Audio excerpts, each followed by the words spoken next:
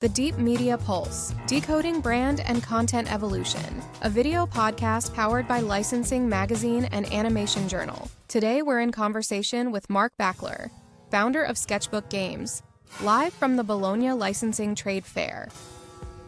Good morning, I'm Veronica Orcelli and welcome to Media Pulse, the first video podcast dedicated to the evolution of content, IPs, and brands produced by Licensing Magazine and Animation Journal. In this podcast, we dive deep into the many facets of one of today's most compelling challenges, developing content that travels. We explore storytelling, world building, and the art of connecting different media, from books to film and television, from video games to brand strategy, all the way to toys and beyond. In short, we unpack what it means to really think transmedia and cross-media. We'll discuss why thinking outside the box matters more than ever for content development, exploring new trends, uncovering fresh perspectives, and building a clearer picture of the landscape we're all navigating, including audiovisual production, video games, toys, licensing, and much more. Our goal is to inform, to go deep, to answer questions, and naturally, to raise new ones, giving tools to look at the future of content evolution. Media Pulse is for everyone who creates content professionally, at every level and from every angle. It's for those who need powerful content to build products that stand out in the market. And it's for enthusiasts who are simply passionate about where media, brands, and storytelling are headed. I'm very pleased to host the debut of this video podcast here in Bologna at the Bologna Children's Book Fair that hosts the first and only transmedia pavilion ever organized within a trade fair.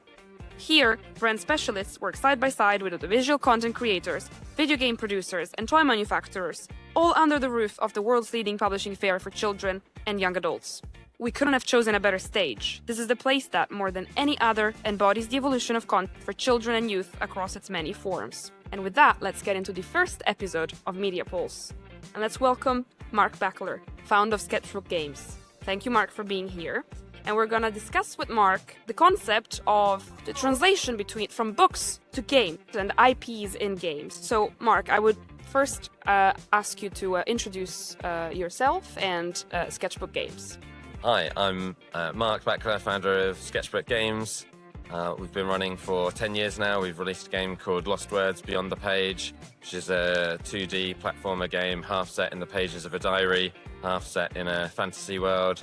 About a young girl who's aspiring to be a writer, and then when her gran, who's mentoring her, gets ill, the girl is using the fantasy world that she's writing about as a means of coping with what she's going through in the real world. And we're now working on a new project that's like a first-person narrative puzzle game, which isn't announced yet. Thank you. So let's start discussing about what you talked about the licensing conference room. So how IPs can be transferred from books to games. So I would ask you, what do you think is the key to tell whether like an adaptation from book to game will be successful?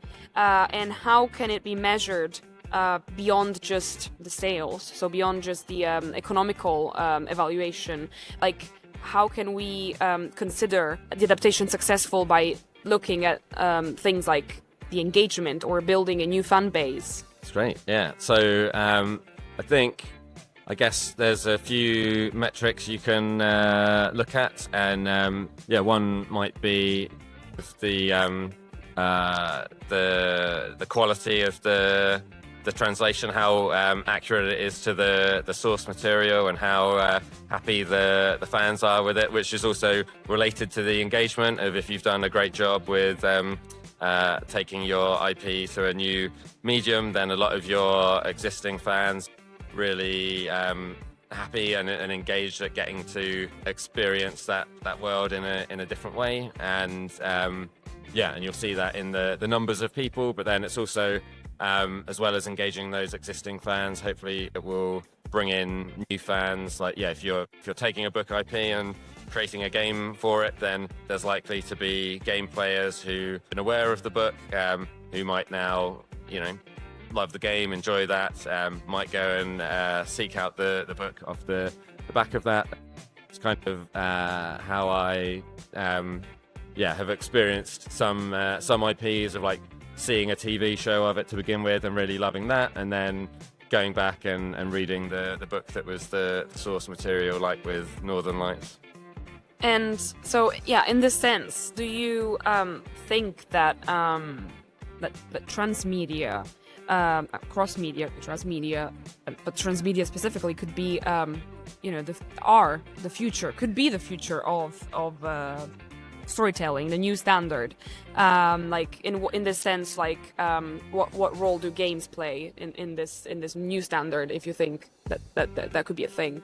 Right, yeah, I think all the different mediums have their sort of own inherent strengths and weaknesses, and so it's good to make sure you're being aware of and utilizing those for the platform that you're on. Because, certain things will work really well in a game, but not so well in other mediums, and vice versa. And I guess games allow you to spend a lot of time with the source material and in the world, and you can have a lot of depth and a lot of potential for exploration. And because they're interactive, you want kind of options for players to do things in different ways, and that kind of allows people to see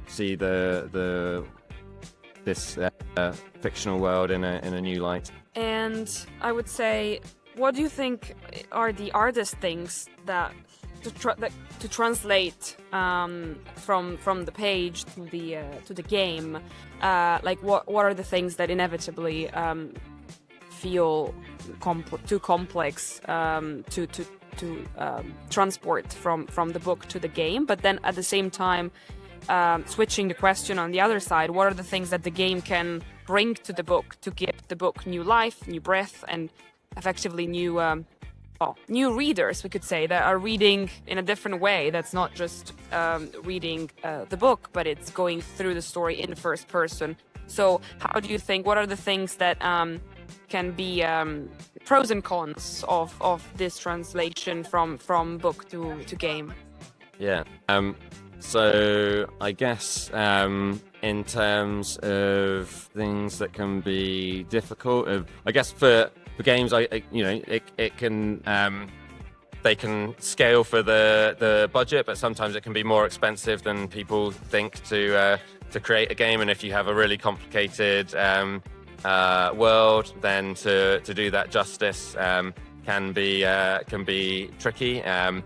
But it's definitely possible. Pretty much anything you can think of, you can get into a game, and they are like a combination of so many different forms of media. Of you can have entire books within one game, even films and music, and because they're made of the art and animation, they're this combination of kind of all of these different mediums and media together.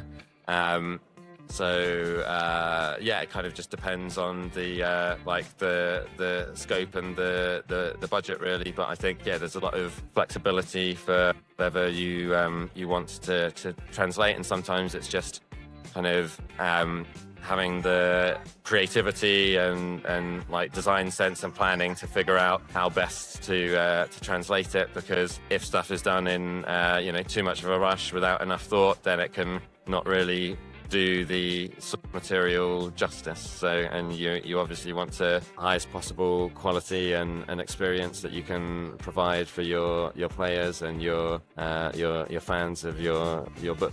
Finally, I would say, can you talk us through what you do what you're doing at Sketchbook Games right now, at the moment, what your projects are, and what you're looking forward to in 2026 and next upcoming years, what your projects look like? Cool. So we are currently looking for partners to work with us on our first game, Lost Words Beyond the Page, to make sure we're kind of maximizing getting that all the places we can, and to do like sale management and stuff. So we're currently self-publishing it, support with managing that while we're working on our new title, which we've not announced yet, but it's very narrative focused game that's sort of set in this old abandoned virtual chat room, and much like Lost Words, it kind of transitions between these two worlds. So yeah, you've got that virtual world that's sort of all neon and like brightly lit, and then you've got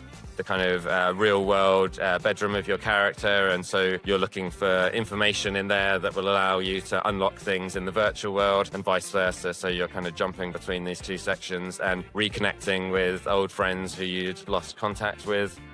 So yeah, we're currently sort of finishing development on that and looking to announce it soon and to launch in 2027. And then we're also looking for kind of a range of different partnerships. We're interested in doing work for hire with if other game studios need support with bringing their games to market, sort of different aspects of the development, whether that's like art, animation, programming, design, and then also sort of looking at can we take Lost Words to other formats, other mediums, like would animation or book work, and because the nature of it, it's quite kind of a ready laid out book from half of the game. And yeah, here we've just been talking to different people and kind of exploring opportunities. There's a few people making educational games educational books who are interested in creating digital versions of those. So we've been talking to them about how they might go about doing that and how we might be able to partner with them. That's great. Well, good luck. And thank you, Mark, for being with us. And thank you for listening to the first episode of Movie Pulse. I hope to see you soon in the next episodes. Thank you for listening. You've just listened to the Deep Media Pulse, Decoding Brand and Content Evolution, a video podcast powered by Licensing Magazine and Animation Journal. Thank you for listening, and see you in the next episode.